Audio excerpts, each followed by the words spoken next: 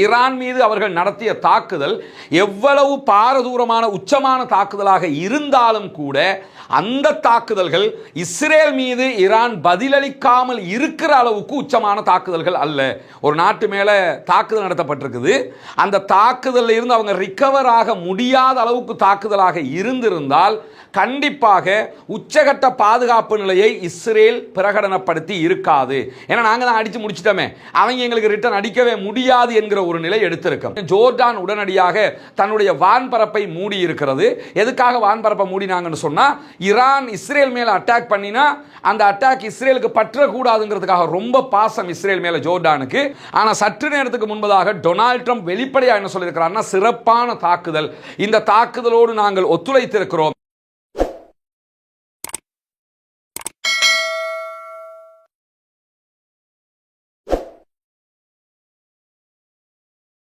அஸ்ஸலாமு அலைக்கும் வரஹ்மத்துல்லாஹி வபரகாத்துஹு. அன்பிற்கினிய சகோதர சகோதரிகளை, நம் அனைவர் மீதும் ஏக இறைவனுடைய அமைதியும் கருணையும் உண்டாகட்டுமாக என்கிற உயரிய பிரார்த்தனைகளோடு பாலஸ்தீனத்தினுடைய காசா பகுதிகளில் 616வது நாளாகவும் என்னவெல்லாம் நடக்கிறது என்கிற செய்திகளை தான் நம்ம இன்னைக்கு பார்க்க இருக்கிறோம். அந்த செய்திகளோடு இணைத்து நமக்கெல்லாம் தெரியும், இன்றைக்கு காலையில் அதிகாலையிலேயே இஸ்ரேலிய ஆக்கிரமிப்பு இராணுவம் ஈரானுடைய 6 இடங்களை இலக்கு வைத்து 12 மாகாணங்களுக்குள்ளாக பலவிதமான தாக்குதல்களையும் நடத்தி இருக்கக்கூடிய செய்திகள் வெளிவந்த வண்ணம் இருக்கிறது. இந்த செய்திகள் தொடர்பான மிக முக்கியமான பல தகவல்களையும் இன்றைக்கு நாம் தெரிந்து கொள்ள இருக்கிறோம். இன்றைக்கு கடந்த 24 மணி நேரங்களுக்குள்ளாக இஸ்ரேலிய ஆக்கிரமிப்பு இராணுவம் காசாவுக்குள் நடத்தி இருக்கக்கூடிய தாக்குதல்களில் 13 அப்பாவிகள் கொல்லப்பட்டிருக்கிறார்கள், ஷஹீதாகி இருக்கிறார்கள். கிட்டத்தட்ட 32க்கு மேற்பட்டவர்கள் படுகாயம் அடைந்திருக்கிறார்கள் என்கிற செய்திகள் வெளியாகி இருக்கிறது. அதை தாண்டி ஈரான் மீதான தாக்குதல் தொடர்பாக இன்றைய தினம் அறிக்கை வெளியிட்டிருக்கக்கூடிய பாலஸ்தீன விடுதலை இராணுவத்தினுடைய ஊடக பேச்சாளர் அபு உபைதா அவர்கள், ஈரான் பாலஸ்தீன விவகாரத்தில் எப்போதும் நெருங்கி இருக்கக்கூடிய ஒரு நாடு, பாலஸ்தீனத்திற்காகவே தன்னை அர்ப்பணித்திருக்கக்கூடிய ஒரு நாடு, எனவே பாலஸ்தீனத்திற்காக இருக்கிற ஈரானோடு என்றைக்கும் நாங்கள் ஒத்துழைப்பாக இருப்போம் என்கிற அறிவிப்பையும் இன்றைக்கு விடுத்திருக்கிறார்கள். இந்த மாதிரியான நேரத்தில் தான் நமக்கெல்லாம் தெரியும், ஈரான் மீது இன்றைக்கு இஸ்ரேல் நடத்தி இருக்கக்கூடிய தாக்குதல் என்பது உண்மையிலேயே படுபயங்கரமான தாக்குதல் என்பதில் எந்த விதமான மாற்று கருத்தும் கிடையாது. இன்னும் சொல்ல போனால், ஈரானுக்குள் நடத்தப்பட்டிருக்கக்கூடிய இந்த தாக்குதல் தொடர்பான பல விவகாரங்கள் தற்போது வெளியாகி கொண்டிருக்கக்கூடிய நேரத்தில் ஏன் இதுவரைக்கும் ஈரான் பதிலளிக்கவில்லை என்கிற கேள்விகளும் எழாமல் இல்லை. இது தொடர்பாக ஈரானுடைய தஸ்னீம் நியூஸ் ஏஜென்சி வெளியிட்டிருக்கக்கூடிய செய்தியில் என்ன சொல்றாங்கன்னா, ஈரான் பதிலளிப்பதற்கு தயாராக இருக்கிறது. அதற்கு முன்பதாக தங்களுடைய நாட்டு மக்கள் மீது தற்போது நடத்தப்பட்டிருக்கக்கூடிய இந்த தாக்குதலில் பாதிக்கப்பட்ட மக்களையும் பாதிப்புக்குள்ளாகி இருக்கக்கூடிய அதிகாரிகளையும் ரிகவர் பண்ண வேண்டிய ஒரு சிச்சுவேஷன் இருக்கிறது. முதலில் நாங்கள் அதை செய்வோம், அதன் பின்னால் இஸ்ரேலுக்கு எதிரான தாக்குதல்கள் உடனடியாக எந்த விதமான பின்னடைவும் இல்லாமல் நடத்தப்படும் என்கிற செய்திகளை வெளியிட்டிருக்கிறார்கள். எனவே இஸ்ரேல் மீதான தாக்குதல்கள் கண்டிப்பாக நடத்தப்படும் என்பதில் அவர்களுக்கு எந்த விதமான மாற்று கருத்தும் இல்லை. ஏற்கனவே 2 முறை இஸ்ரேல் மீது தாக்குதலை நடத்தி இருக்கிறது ஈரான். எனவே 3வது முறையும் அவர்கள் தாக்குதல் நடத்த மாட்டார்கள் என்கிற எண்ணப்பாடெல்லாம் கண்டிப்பாக இருக்க போவதில்லை. இந்த நிலையில தான் இஸ்ரேல் தாக்குதலை நடத்திய உடனேயே தனது நாட்டுக்குள்ளாக உடனடியாக உச்சகட்ட பாதுகாப்பு நிலையை பிரகடனப்படுத்தி இருக்கிறது. இந்த உச்சகட்ட பாதுகாப்பு நிலை பிரகடனமே என்ன காட்டுதுன்னு சொன்னா, ஈரான் மீது அவர்கள் நடத்திய தாக்குதல் எவ்வளவு பாரதூரமான உச்சமான தாக்குதலாக இருந்தாலும் கூட அந்த தாக்குதல்கள் இஸ்ரேல் மீது ஈரான் பதிலளிக்காமல் இருக்கிற அளவுக்கு உச்சமான தாக்குதல்கள் அல்ல. ஒரு நாட்டு மேல தாக்குதல் நடத்தப்பட்டிருக்குது, அந்த தாக்குதலில் இருந்து அவங்க ரிகவர் ஆக முடியாத அளவுக்கு தாக்குதலாக இருந்திருந்தால் கண்டிப்பாக உச்சகட்ட பாதுகாப்பு நிலையை இஸ்ரேல் பிரகடனப்படுத்தி இருக்காது. ஏன்னா நாங்கள் தான் அடித்து முடிச்சிட்டோமே, அவங்க எங்களுக்கு ரிட்டர்ன் அடிக்கவே முடியாது என்கிற ஒரு நிலை எடுத்திருக்கும். ஆனால் அப்படியான ஒரு நிலை அவங்க எடுக்கல. எல்லா பாடசாலைகள், அரசு அலுவலகங்கள் அத்தனைக்கும் விடுமுறை வழங்கப்பட்டிருக்கிறது. அத்தனை மக்களையும் அருகருகே இருக்கக்கூடிய பங்கர்களுக்குள் சென்று தஞ்சமடையுமாறு இஸ்ரேலிய ஆக்கிரமிப்பு ராணுவம் அறிவித்திருக்கிறது. தங்களுடைய ராணுவத்தில் அனைத்து ராணுவ பிரிவுகளையும் தயார் நிலையில் இருக்குமாறு அறிவித்திருக்கிறார்கள். இப்படி பல விவகாரங்கள் நடந்து கொண்டிருக்கும் போது இன்றைக்கு ஒரு சில ஊடகங்கள்ல ஈரான் உடனடியாக 100 ட்ரோன்களை இஸ்ரேல் மீது அனுப்பியது என்கிற ஒரு செய்தி வெளியாகி இருந்தது. இதனை இந்த நிமிடம் வரைக்கும் ஈரான் எந்த இடத்திலும் உறுதிப்படுத்தவில்லை. இன்னும் சொல்ல போனால் தஸ்னீம் நியூஸ் ஏஜென்சி என்ன சொல்றாங்கன்னா, அப்படியான ஒரு தாக்குதலை ஈரான் நடத்தியதற்கான எந்த விதமான அறிகுறியும் இதுவரைக்கும் இல்லை என்றுதான் சொல்லி இருக்கிறார்கள். ஏன்னா ஈரானை பொறுத்தவரையில் அவங்க 2 தாக்குதல்கள் இஸ்ரேல் மேல எப்படி நடத்தினாங்கன்னா, முதலாவதாக ட்ரோன் தாக்குதல் நடத்துவாங்க. ட்ரோன் போய்கொண்டிருக்கும் போதே, இலக்கை அடைகிற போதே அடுத்து பாலிஸ்டிக் ஏவுகணை தாக்குதல்களை நடத்தி இருக்கிறார்கள். அந்த தாக்குதலுக்கான காரணமாக அவங்க என்ன சொன்னாங்கன்னா, இஸ்ரேலை சுற்றி இருக்கக்கூடிய அயன் டோம் அல்லது ஏரோ சிஸ்டம் அல்லது அவர்களுடைய தேட் எதுவாக இருந்தால் நாட்டுக்குள்ள வரக்கூடிய ஏவுகணைகள் அதே போன்று தாக்குதல் விமானங்களை தடுப்பதற்கான சிஸ்டத்தை வச்சிருக்கிறாங்களா இல்லையா, அந்த சிஸ்டம் தாக்குதல் நடத்தப்படுகிற ஒரு ட்ரோன் அனுப்பினோம்னா அந்த ட்ரோன் மேல எதிர் தாக்குதல்களை நடத்தும். தாக்குதல்களை நடத்தி அழித்துக் கொண்டிருக்கும் போது அந்த அவர்கள் வைத்துக் கொண்டிருக்கக்கூடிய அயன் டோமாக இருந்தாலும் சரி, ஏரோ சிஸ்டம் எதுவாக இருந்தாலும் ஆட்டோமேட்டிக் ஃபில்லப் சிஸ்டம் அவங்கள்ட்ட கிடையாது. ஒரு ஏவுகணையை ஏவி வரக்கூடிய ஒரு விமானத்தின் மீது தாக்குதல் நடத்திட்டாங்கன்னு சொன்னா அதற்கு பிறகு மெனுவலாகத்தான் இன்னும் ஒரு ஏவுகணையை கொண்டு ஃபில் பண்ண வேண்டி இருக்கிறது. ஆட்டோமேட்டிக்கா ஃபில் ஆகாது அது. எனவே அந்த ஏவுகணைகளை மீண்டும் ரீஃபில் பண்ணுவதற்கு அவர்களுக்கு 3 தொடக்கம் 4 மணி நேரங்கள் தேவை. அதனால தான் கடந்த முறை ஈரான் தாக்குதல் நடத்தும் போது என்ன பண்ணாங்கன்னா, 2 தடவைகளும் ஆரம்பமாக ட்ரோன் அனுப்புவாங்க. ட்ரோன் அனுப்பும் போது அந்த ட்ரோனை அவங்க சுட்டு கீழே வீழ்த்துவாங்க. அதை வீழ்த்தி முடிய திரும்ப அவங்க சுட்டு வீழ்த்துவதற்கான அவர்களுடைய ஏரோ சிஸ்டத்துக்கு ஏவுகணைகளை ஃபில் பண்றதுக்கு முன்பதாக வெறும் 7 நிமிடங்களுக்குள்ளாக பாலிஸ்டிக் ஏவுகணை சூப்பர்சோனிக் தாக்குதலை எல்லாம் கடந்த தடவை அவர்கள் நடத்தியிருந்தார்கள். எனவே இந்த முறை அவர்கள் ட்ரோன் தாக்குதல் நடத்தி இருந்தால் இதுவரைக்கும் என்ன பண்ணியிருப்பாங்கன்னா, அடுத்த கட்ட தாக்குதல்களை நடத்தி இருப்பார்கள். ஈரான் இதுவரைக்கும் ட்ரோன் தாக்குதல் நடத்தியதாக எங்கும் சொல்லவில்லை. ஆனா இன்றைக்கு ஜோர்டானுடைய ராயல் மிலிட்டரி என்ன சொல்லியிருக்கிறாங்கன்னா, எங்களுடைய வான்பரப்புல வந்த சில ட்ரோன்களை சுட்டு வீழ்த்தி இருக்கிறோம்னு சொல்றாங்க. ஆனா எந்த நாட்டு ட்ரோன் யாருடையதை நாங்க சுட்டு வீழ்த்தினோம்னால அவங்க தகவல் சொல்லல. உண்மையிலேயே ட்ரோன் வந்திருந்தா இவங்க சுட்டு வீழ்த்தி இருப்பாங்க. ஆனா வராத ஒன்றை தான் சொல்லிக்கிட்டு இருக்கிறாங்கன்னு தெரியும். இன்றைய நாள் நீங்க மற்ற ஊடகங்களை பார்த்திருப்பீங்க, ஜோர்டான் உடனடியாக தன்னுடைய வான்பரப்பை மூடி இருக்கிறது. எதுக்காக வான்பரப்பை மூடினாங்கன்னு சொன்னா, ஈரான் இஸ்ரேல் மேல அட்டாக் பண்ணினா அந்த அட்டாக் இஸ்ரேலுக்கு பற்றக்கூடாதுங்கிறதுக்காக ரொம்ப பாசம் இஸ்ரேல் மேல ஜோர்டானுக்கு. அதனால அந்த வேலையை அவங்க பண்ணி இருக்கிறாங்க. ஈரான் மேல இன்றைக்கு இஸ்ரேல் தாக்குதல் நடத்தும் போது அதனுடைய ஃபைட்டர் ஜெட்டுகள் F-35 விமானங்கள் தாக்குதல் நடத்துவதற்காக சென்ற விமானங்கள் வானத்தில் வைத்தே பெட்ரோல் ரீஃபில் பண்ணாங்க. அவங்களுக்கு தேவையான எரிபொருட்கள் கொடுத்தாங்க. அது எங்க வச்சு கொடுத்தாங்கன்னா, சிரியாவினுடைய வான்பரப்பில் வச்சு தான் கொடுத்தாங்க. எனவே சிரியா அவர்களுக்கு சப்போர்ட்டாக இருக்கிறது, ஜோர்டான் அவர்களுக்கு தான் சப்போர்ட்டாக இருக்கிறது. வெளிப்படையாகவே இதெல்லாம் நமக்கு திட்ட தெளிவாக தெரியக்கூடிய ஒன்றாக இருக்கிற போது ஈரான் மேல பெரிய தாக்குதல் நடத்திட்டோம், வந்ததை பார்த்துக்கலாம்டா அப்படின்னு சொல்லி பேசிக் கொண்டிருந்த இஸ்ரேலிய பிரதமர் பெஞ்சமின் நெதன்யாகு தற்போது நாட்டை விட்டு வெளியேறி இருக்கிறார் என்கிற செய்திகள் வெளியாகி இருக்கிறது. இன்றைக்கு இஸ்ரேலிய ஊடகங்கள் வெளியிட்டிருக்கக்கூடிய புகைப்படத்தை வீடியோ காட்சிகளை தான் நீங்க இதில் பார்க்குறீங்க. இந்த புகைப்படத்தில் வீடியோவில் இருந்து கேப்சர் பண்ணப்பட்ட காட்சி இது. இதில் நீங்க பார்க்கலாம், இஸ்ரேலிய பிரதமர் பெஞ்சமின் நெதன்யாகு பயணிக்கக்கூடிய விமானம், அதற்கு பின்பதாக இஸ்ரேலுடைய பாதுகாப்பு ஜெட் விமானங்கள் பறந்து கொண்டிருக்கின்றன. இஸ்ரேலி டைம்ஸ், எடியோத், அஹ்ரோனோத், அதே போன்று இஸ்ரேலுடைய மற்ற ஊடகங்கள் எல்லாம் வெளியிட்டிருக்கக்கூடிய தகவல் பிரகாரம் பெஞ்சமின் நெதன்யாகுவினுடைய விமானம் கிரேக்கத்தினுடைய தலைநகர் ஏதென்ஸ்ல தரை இறங்கி இருக்கிறது என்கிற செய்திகள் வெளியாகி இருக்கிறது. ஏன்னா கிரேக்கத்துக்கு அவங்க போக முடியும், ஏதென்ஸுக்கு போய் இறங்க முடியும், அரெஸ்ட் பண்ண மாட்டாங்க என்கிற நம்பிக்கை அவங்களுக்கு இருக்குது. அதனால தான் உடனடியாக அங்க போயிருக்கிறாரு. ஏன்னா இஸ்ரேல் மீதான ஈரானுடைய தாக்குதல்கள்ல கண்டிப்பாக இஸ்ரேலிய பிரதமர் பெஞ்சமின் நெதன்யாகுவினுடைய அலுவலகங்கள் இருப்பதற்கான வாய்ப்பு இருக்கிறது என்கிற அச்சம் இஸ்ரேலுக்கு இருக்கிறது. எனவேதான் இஸ்ரேல் பிரதமர் உடனடியாக நாட்டை விட்டு வெளியேறி இருக்கிறார் என்கிற செய்திகள் இன்றைக்கு உறுதிப்படுத்தப்பட்டிருக்கக்கூடிய நிலையில தான் மத்திய தரைக்கடலை நோக்கி சற்று முன்னால் இஸ்ரேலுக்கு ஆதரவாக அமெரிக்காவினுடைய விமானம் தாங்கி கப்பல்கள் அனுப்பப்பட்டிருக்கிறது. ஏன்னா இந்த தாக்குதல் நடந்த ஒரு சில மணி நேரங்களுக்குள்ளாக விட்காஃப் உள்ளிட்டவங்க என்ன சொன்னாங்கன்னா, இந்த தாக்குதலுக்கும் அமெரிக்காவுக்கும் சம்பந்தம் இல்லை என்றுதான் சொல்லிக் கொண்டிருந்தார்கள். கொஞ்ச நேரத்துக்கு பிறகு அமெரிக்க அதிபர் டொனால்ட் ட்ரம்ப் என்ன சொன்னார்னா, எங்களுக்கு இதுக்கு சம்பந்தம் இல்லைன்னு தான் சொல்லி இருந்தாரு. நம்முடைய முதலாவது வீடியோவில் நம்மளும் அதைத்தான் எடுத்து சொல்லி இருந்தோம். ஆனா சற்று நேரத்துக்கு முன்பதாக டொனால்ட் ட்ரம்ப் வெளிப்படையாக என்ன சொல்லியிருக்கிறார்னா, சிறப்பான தாக்குதல், இந்த தாக்குதலோடு நாங்கள் ஒத்துழைத்திருக்கிறோம், வியாழக்கிழமையே இப்படி ஒரு தாக்குதல் தாக்குதல் நடக்க போகுது என்பது தொடர்பாக நான் பெஞ்சமின் நெத்தன்யாகுவோட செல்போன் உரையாடல் நடத்தி இருக்கிறேன், இன்றைக்கும் அவரோடு பேச இருக்கிறேன் என்று சொல்லியிருக்கிறார். எனவே அவங்களுக்கு தெரியாமல் இது நடக்கல, அவங்களுடைய இன்ஸ்ட்ரக்ஷன்ல தான் இது முழுவதுமாக நடந்திருக்கிறது என்பதும் திட்ட தெளிவாக தெரியக்கூடிய ஒன்றாக இருக்கிற நேரத்தில் தான் இஸ்ரேலுடைய இந்த தாக்குதல்களில் இதுவரைக்கும் 90க்கும் மேற்பட்டவர்கள் கொல்லப்பட்டிருக்கிறார்கள். ஈரானுக்குள்ளாக பொதுமக்கள் தான் அதிகமானவர்கள், அதிகாரிகளை தவிர்த்து அதிகமான பொதுமக்கள் கொல்லப்பட்டிருக்கிறாங்க. 320க்கும் மேற்பட்டவர்கள் படுகாயம் அடைந்திருக்கிறார்கள் என்கிற செய்திகள் வெளியாகி இருக்கக்கூடிய நேரத்தில் நமக்கு தெரியும் ஈரானுக்கும் அமெரிக்காவுக்கும் இடையில ஒரு நியூக்ளியர் டாக்ஸ் ஒன்று நடந்து கொண்டே இருந்தது. நியூக்ளியர் சம்பந்தப்பட்ட ஒரு பேச்சுவார்த்தை நடத்திக்கிட்டு இருந்தாங்க. ஓமான் மத்தியஸ்தராக இருந்து அதை நடத்தி கொண்டிருந்தது.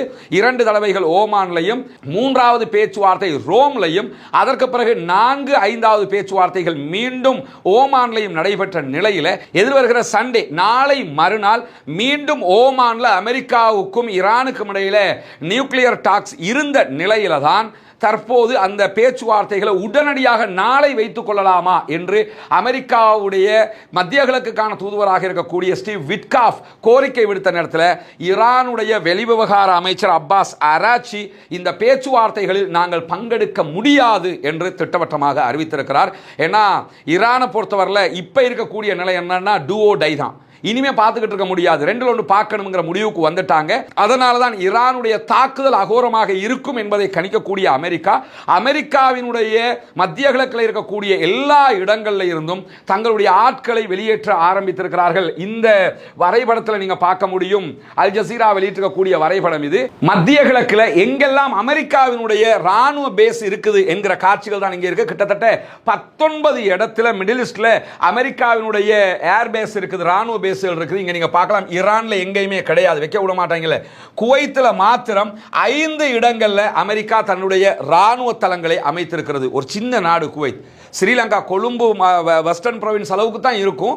அதுக்குள்ள 5 இடங்கள்ல அவருடைய ஆட்களை நிறுத்தி வைத்திருக்கிறார்கள். 45,000 தொடக்கம் 50,000 அமெரிக்க ராணுவங்கள் இந்த 19 இடங்களில் இருப்பதாக சொல்லப்படுகிறது. இதுல மிகப்பெரிய பேஸ் இருக்குது கத்தார்ல. 15 ஆண்டுகளுக்கு மேலாக அங்க அவங்க வைத்துக் கொண்டிருக்கிறார்கள். பஹ்ரைன்ல 2 இடத்துல இருக்கு. பஹ்ரைன்ங்கிறது ஒரு சின்ன சிட்டி, அதுலயே 2 இடத்துல இருக்கிறது. யுஏஇல 2 இடத்துல இருக்குது. சவுதி அரேபியாவில் ஒரு இடத்துல. இது பேஸ் கிடையாது, அவருடைய பேஸுக்கு நிகரான ஒரு இடமாக வைத்துக் கொண்டிருக்கிறார்கள். இங்கேயும் பாத்தீங்கன்னா சவுதி அரேபியாவில் இருக்கிறத பார்க்கலாம். ஜோர்டான்ல 2 இடங்கள்ல இருக்குது. ஆல்ரெடி ஜோர்டானுக்குள்ள பிரான்சினுடைய ராணுவ தளமும் இருக்கு. ஈராக்ல 2 இடத்துல ஈராக்ல இருக்கிறத பார்க்கலாம். சிரியாவில் ஒரு இடத்துல இருக்குது. இதே இடத்துல பாத்தீங்கன்னா டர்க்கிக்கு கீழே ஒரு இடத்துலயும் டர்க்கியினுடைய எல்லை பகுதிகளில் இன்னொரு இடத்திலையும் அவங்க தங்களுடைய தளங்களை வைத்துக் கொண்டிருக்கிறார்கள். அதே மாதிரி இங்க நீங்க பார்க்கலாம் ஓமான்ல அவர்களுடைய ஒரு பேஸ் இருக்கிறத கவனிக்க முடியும். இப்படி மத்திய கிழக்குக்குள்ள 19 இடங்கள்ல அவர்களுடைய பேஸ் இருக்கிறது. இங்க இருக்கக்கூடிய ராணுவம் தவிர்ந்த அத்தனை அதிகாரிகளையும் உடனடியாக வெளியேறுமாறு அமெரிக்கா பணித்திருக்கிறது. காரணம் என்னன்னா இஸ்ரேல் மீது ஈரான் தாக்குதல் நடத்துகிற அதே நேரம் தேவைப்பட்டால் அமெரிக்காவினுடைய இடங்கள் மீதும் அவர்கள் தாக்குதல் நடத்துவதற்கு வாய்ப்பு இருக்கிறது. எனவேதான் இந்த ஏற்பாட்டை அவர்கள் செய்து கொண்டிருக்கிறார்கள். ஈரான் அடுத்த கட்ட மூவ் எப்படி பண்ண போறாங்கிறது ஒரு முக்கியமான கேள்வியாக இருக்கு. ஆனால் கண்டிப்பாக பதிலடி கொடுப்பார்கள் என்பதை திட்ட தெளிவாக அறிவித்திருக்கிறார்கள். ஈரானுடைய ஜனாதிபதி மசூத் பெசக்ஷியன் தெரிவித்திருக்கக்கூடிய கருத்தில் என்ன சொல்றாருன்னா, எங்களுடைய நியாயமான பதில் நசுக்கும் வகையிலான பதிலடியாக அமையும் என்று சொல்லியிருக்கிறார். இஸ்ரேல் மேல நாங்க கொடுக்கிற பதில் நசுக்குகிற பதிலாக இருக்கும் என்று சொல்லியிருப்பது மட்டுமல்லாம இஸ்ரேல் அதனுடைய முட்டாள்தனமான செயல்பாட்டுக்கு வருத்தப்பட வைக்கிற பதிலடியை தான் நாங்கள் கொடுப்போம்.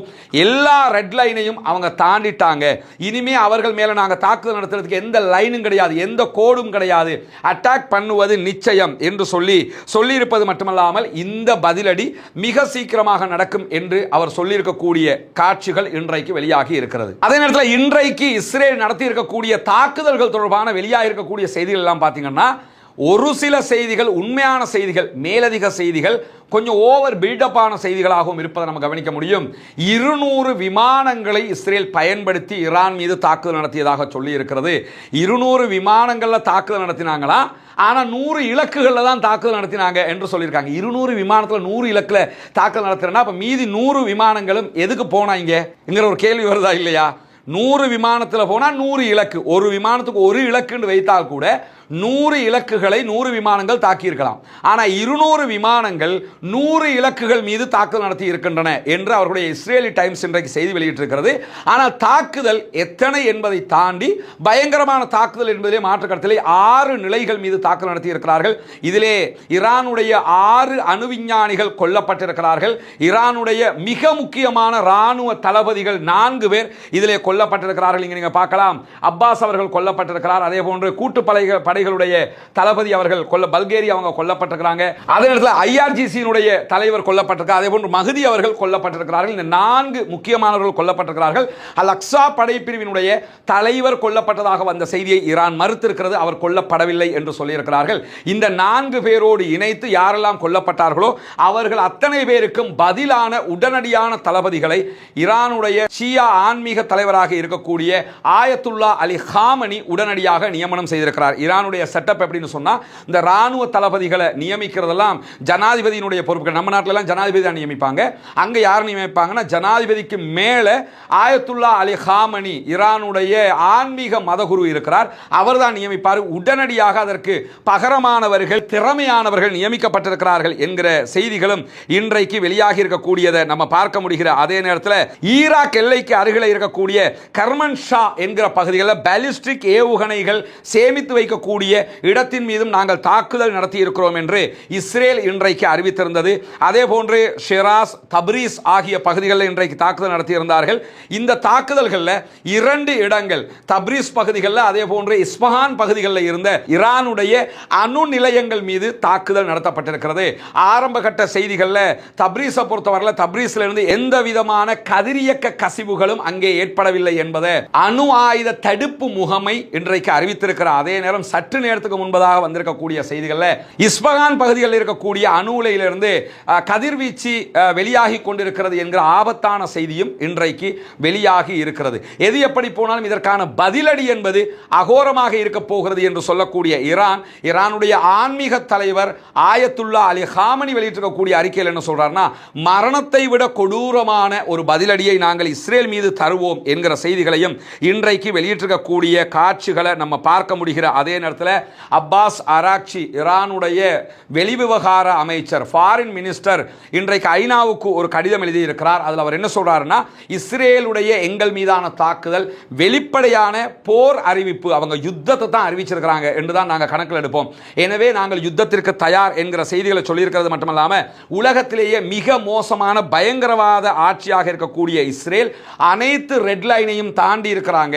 எனவே அவர்கள் மீது நாங்கள் தாக்குதல் நடத்துவது நிச்சயமாக நடைபெறும் என்று சொல்லிவிட்டு, இஸ்ரேல் செய்திருக்கக்கூடிய இந்த குற்றத்திற்கு தண்டனை கொடுக்காமல் விடுவது வரலாற்று பிழையாகிவிடும் என்பதையும் அவர்கள் இன்றைக்கு தெரிவித்திருக்கிறார்கள். எனவே அவர்கள் மீது பதிலடி கொடுக்கப்படும் என்பது நிச்சயமாக தெரிகிறது.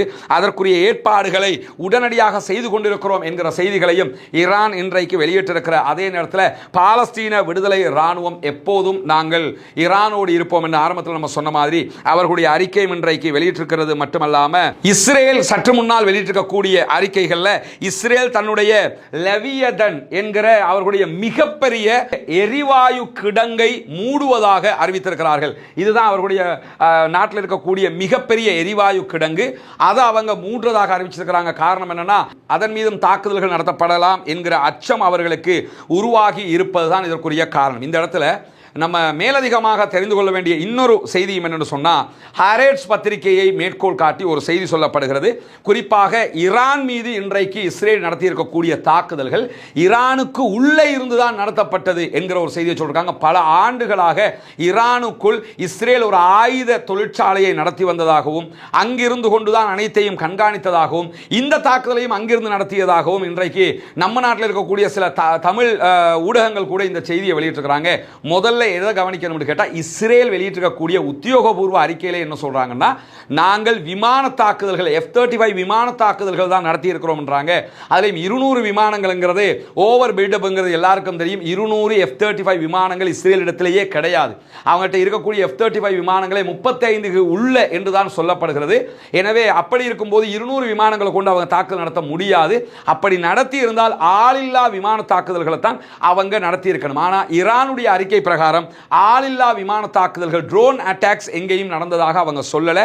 நேரடியாக அவங்க விமான தாக்குதல் நடத்தி இருக்கிறாங்க. ஆனால் ஒருவேளை செஞ்சிருக்கிறாங்க, ஈரானுடைய ஏரோ சிஸ்டம் ஏதோ ஒரு வகையில் முடக்கப்பட்டிருக்கிறது அல்லது செயலிழக்க செய்யப்பட்டிருக்கிறது என்பது தெரிகிறது. அது ஈரானுடைய ஒரு பாதுகாப்பு தோல்வி என்பதை இங்கு யாருமே மறுப்பதற்கில்லை. ஈரான் எந்த வகையில் இந்த பாதுகாப்பு தோல்வியை எதிர்கொண்டது என்பது மிக முக்கியமானது. ஏன்னா அவங்க விமானத்தில் வந்து தாக்குதல் நடத்தும் போது ஏற்கனவே நமக்கு தெரியும், அமெரிக்கா F-35 விமானங்கள் உலகத்தில் யாராலும் தடுக்க முடியாது என்று சொன்ன விமானங்களை யமனில் இருக்கக்கூடிய ஹூதிகளை அட்டாக் பண்ணி கீழே விழுத்தாட்டிட்டாங்க. அதனால தான் அமெரிக்காவை பின்வாங்கியது என்கிற செய்திகளை நம்ம முன்கூட்டி பார்த்திருக்கிறோம். இந்த சிஸ்டத்தை ஈரான் தான் யமனுக்கே கொடுத்திருந்தாங்க போது தற்போது வந்த இஸ்ரேலுடைய F-35 விமானங்களை ஈரான் சுட்டு வீழ்த்தாமல் விட்டது எப்படி, அல்லது சுட்டு வீழ்த்தியதா இல்லையா என்கிற கேள்விகள் தற்போது மல்டி மில்லியன் கேள்விகளாக முன்னால் நிற்கின்றன. எனவே இது தொடர்பான பல விவகாரங்கள் இன்னும் வெளியாக வேண்டி இருக்கிறது. ஈரானுடைய தளபதிகளுடைய மரணத்திற்கு பிறகு அதற்கு நிகரானவர்கள் தற்போது நியமிக்கப்பட்டிருக்கக்கூடிய சூழல்ல, காசா மீதான யுத்தமும் நடைபெற்று வரக்கூடிய இந்த சூழல்ல ஈரானுடைய பதிலடியை தான் சர்வதேசமும் பார்த்து கொண்டிருக்கிறது. என்ன நடக்கிறது என்பதை பொறுத்திருந்து பார்ப்போம். இன்றைக்கு வெளியாக இருக்கக்கூடிய மிக முக்கியமான செய்திகளை தான் இங்க நம்ம வெளியிட்டிருக்கிறோம். ஈரானுடைய ஆயுத பலம் என்ன, இஸ்ரேலை ஈரானால் எதிர்கொள்ள முடியுமா முடியாதா என்பது தொடர்பாக ஒரு தனி வீடியோ இன்றைக்கு ரஸ்மின் எம்ஐஎஸ்சி அப்டேட்ஸ் என்கிற நம்முடைய மற்ற சேனலில் வெளியிட்டிருக்கிறோம். அதை பார்க்காதவர்கள் தாராளமாக சென்று உடனடியாக அதை பார்த்துக் கொள்ளுங்கள். நம்முடைய டெலிகிராம் மற்றும் வாட்ஸ்அப் சேனல்லையும் அதனுடைய லிங்க் பதிவேற்றம் செய்யப்பட்டிருக்கிறது. அதே போன்று நம்முடைய ஃபேஸ்புக் தளத்திலையும் அதனுடைய லிங்க் நம்ம போட்டுக்கோம். ரஸ்மின் எம்ஐஎஸ்சி என்கிற நம்முடைய ஃபேஸ்புக் தளத்தில் நீங்க போய் அதை பார்க்க முடியும். அந்த வீடியோ பார்ப்பவர்களுக்கு தெரியும் ஈரான் பதிலடி கொடுக்குமா கொடுக்காதா. அதை தாண்டி ஒன்று நம்ம என்ன புரிஞ்சுக்கிறோம்னா, இன்றைக்கு ஈரான் மீதான இஸ்ரேலில் தாக்குதல்ல நாங்க 6 இடங்களை தாக்கி இருக்கிறோம், நியூக்ளியர் சைட் மேல தாக்கி இருக்கிறோம், ஈரானுடைய ராணுவ தளபதிகளை கொன்றிருக்கிறோம் என்றெல்லாம் சொன்ன இஸ்ரேல் எந்த இடத்திலையும் ஈரானுடைய இத்தனை விமானங்கள் அளிக்கப்பட்டிருக்கிறது அல்லது இத்தனை மிலிட்டரி பேஸில் இவ்வளவு அழிவுகள் ஏற்பட்டிருக்கிறது என்கிற எந்த செய்திகளையும் வெளியிடல என்கிறத நம்ம இங்கே கவனிக்கணும். காரணம் என்னன்னா, ஈரானுடைய இராணுவ தளங்கள் மீது அவர்கள் சொல்லிக்கொள்ளும் அளவுக்கு எந்த விதமான எஃபெக்டும் உண்டாக்கப்படவில்லை. இராணுவ தளபதிகள் குவார்டர்ஸில் தங்கினவங்க இலக்கு வைக்கப்பட்டிருக்கிறாங்க. அண்டர் கிரவுண்டில் இருக்கிறாங்களா, எங்கே இருக்கிறாங்கன்னு துல்லியமாக கணித்திருக்கிறார்கள். அது யாரும் பொய்யாக இல்லைன்னெல்லாம் மழுப்ப முடியாது. மொசாது அவங்க எங்க நிற்கிறாங்கிறதெல்லாம் துல்லியமாக கணித்து தான் இந்த 4 பேரையும் கரெக்டாக தாக்கி இருக்கிறார்கள். ஏற்கனவே ஈரானுக்குள்ள வைத்து தான் இஸ்மாயில் ஹனியாவே கொல்லப்பட்டார். அந்த நேரத்திலேயே ஈரான் அலர்ட் ஆகி இருக்கணும்.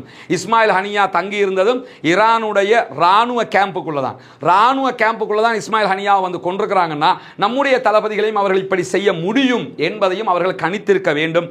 ஆனால் எந்த இடத்தில் பிழை நடந்தது என்கிற கேள்விகளுக்கு ஈரான் தான் பதில் சொல்ல வேண்டிய ஒரு நிலை இருக்கிறது. எது எப்படி போனாலும் ஈரானுடைய ராணுவ தளபாடங்கள், ஈரானுடைய விமானங்கள் எதுவும் இந்த தாக்குதல்களில் அளிக்கப்பட்டதாக எந்த தரவுகளும் இதுவரைக்கும் வெளியாகவில்லை. இஸ்ரேலும் அப்படி சொல்லவில்லை. ஈரானுடைய பதிலடி கொடூரமாக இருக்கும் என்பதை இஸ்ரேலே நினைக்கிற காரணத்தினால தான் அதற்குரிய தயார் நிலையில் நாட்டை வைத்திருக்கிறார்கள், ஊரடங்கு பிறப்பித்திருக்கிறார்கள், இராணுவம் பலப்படுத்தப்பட்டிருக்கிறதாக அறிவித்திருக்கிறார். அதே நேரம் நாட்டினுடைய அதிபரே நாட்டை விட்டு ஓடியிருக்கிறார் என்கிற செய்திகளையும் நம்ம ஆரம்பமாக பார்த்திருக்கிறோம். பொறுத்திருந்து பார்ப்போம் என்னவெல்லாம் நடக்கிறது என்பதை. பாலஸ்தீனத்திற்கு ஆதரவாகத்தான் இந்த ஈரானுடைய செயல்பாடுகள் தொடர்ந்து இருப்பதை நம்ம கவனித்து வர்றோம்.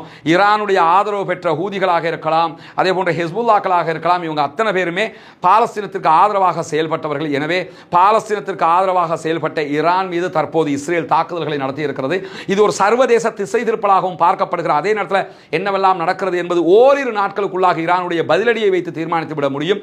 அந்த பதிலடி தான் அது ஒரு பிராந்திய யுத்தமாக மாறப்போகிறதா அல்லது பதிலடியோடு நிற்கப் போகிறதா, அந்த பதிலடி எவ்வளவு கடுமையானதாக இருக்க போகிறது என்பதை எல்லாம் தீர்மானிக்கிற ஒன்றாக இருக்கிறது. பாலஸ்தீனம் வெற்றி பெற வேண்டும், பாலஸ்தீனம் சுதந்திரம் அடைய வேண்டும், பாலஸ்தீன மக்களும் நம்மை போன்ற நிம்மதியானவர்களாக மாற வேண்டும் என்கிற உயரிய பிரார்த்தனைகளோடு பயங்கரவாத யுத்தங்கள் நிறுத்தப்பட்டு அமைதி திரும்ப வேண்டும், ஆயுதங்கள் களையப்பட வேண்டும், அனைத்து மக்களும் நிம்மதியாக வாழ வேண்டும் என்கிற பிரார்த்தனைகளோடும் பாலஸ்தீனத்திற்காக பிரார்த்திக்கிறார். அதே நேரம் இஸ்ரேல் ஆக்கிரமிப்பு ராணுவத்தினுடைய அடாவடித்தனங்களுக்கு எதிராக குனூத்து நாசிலாவை ஓத மறந்து விடாதீர்கள் என்கிற உயரிய கோரிக்கைகளோடு தொடர்ந்தும் இணைந்திருங்கள். வருகிற செய்திகளை உடனுக்குடன் உங்களுக்கு கொண்டு வந்து தருவதற்கு தயாராக இருக்கிறோம். ஸ்பெஷல் செய்திகள் வருகிற நேரத்தில் அதை பிரேக்கிங் நியூஸாகவும் உங்களுக்கு மத்தியிலே கொண்டு வந்து தருவதற்கு தயாராக இருக்கிறோம். வாஹ்ரதா வானா அல்ஹம்துலில்லாஹி ரப்பில் ஆலமீன்.